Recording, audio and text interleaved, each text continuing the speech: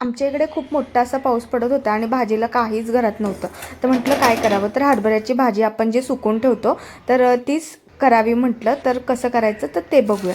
येथे एक कढई घेतली आहे, 2 चमचा तेल टाकले आणि तेल चांगलं गरम झालं की एक अख्खा कांदा बारीक कट करून घेतला तो टाकायचा. त्यानंतर लसणाच्या पाकळ्या मस्त असं ठेचून घेतल्यात ते टाकायचं. लसण जास्त टाकायचं आणि एक टोमॅटो बारीक कट करून घेतलं ते टाकायचं. मस्त परतत आलं की त्यामध्ये मुगाची डाळ ही मी 15 मिनिट भिजत घातलेली ती टाकायची आणि वरतून आपल्याला चवीनुसार लाल तिखट, हळद टाकायचं आहे, मीठ टाकायचं आहे आणि जी हरभऱ्याची भाजी आपण सुकवून ठेवतो वाळवणामध्ये, प्रत्येक हिवाळ्यामध्ये ही भाजी आपण सुकवून ठेवतो तर ती टाकायची. मस्त परतून घ्यायचं आणि थोडंसं शिजण्यापुरतं पाणी टाकायचं आणि 5 ते 10 मिनिट झाकून ठेवायचं.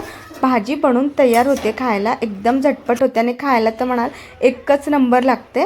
तर तुम्हीही अशा प्रकारे करून बघा, तुम्हाला नक्की आवडेल. व्हिडिओ आवडला असेल तर लाईक करा आणि पुढे जेवढं होईल तेवढं शेअर करा आणि जर कोणी नवीन असेल तर प्लीज चॅनलला सबस्क्राईब करा.